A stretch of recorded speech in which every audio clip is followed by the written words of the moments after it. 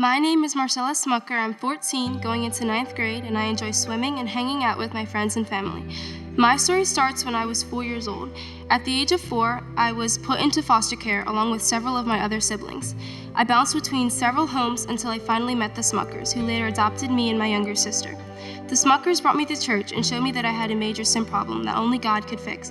They showed me that I needed Jesus because of my sin, and He died and was raised again so I could live eternally with Him in heaven.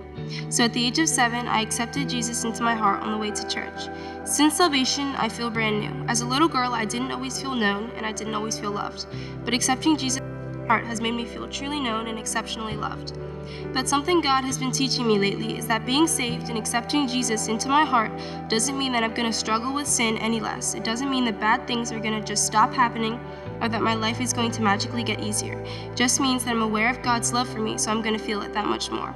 And you don't have to be perfect to get baptized. You just have to believe in what Jesus did for you on the cross. CSM has really helped me to farther my journey with Jesus.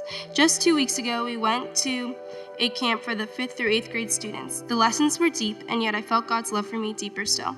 It was Thursday night at camp that I confessed to my counselor MK my constant fear that what if the prayer I had said as a little girl when I accepted Jesus into my heart had really done nothing, and that if I was to die right here and right now, would I go to heaven or would I go to hell?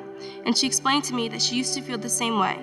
She then grabbed her Bible and took me through several verses to help me with those fears. We flipped to 1 John 4:13 through 18a, and we read the following verses aloud. By this we know that we abide in Him and He in us, because He has given us of His Spirit. And we have seen and testified that the Father has sent His Son to be the Savior of the world.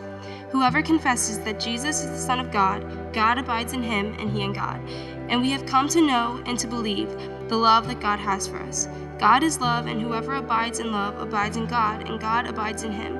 By this is love perfected in us, so that we may have confidence on the day of judgment. Because as He is, so also are we in this world. There is no fear in love, but perfect love casts out fear. This passage really helped me. It showed me that once we accept Jesus into our hearts, God abides in us, and we don't have to fear, because perfect love, God's love, casts out fear. I'm being baptized today because the Bible calls us to be baptized, and I want to choose to follow God's commands.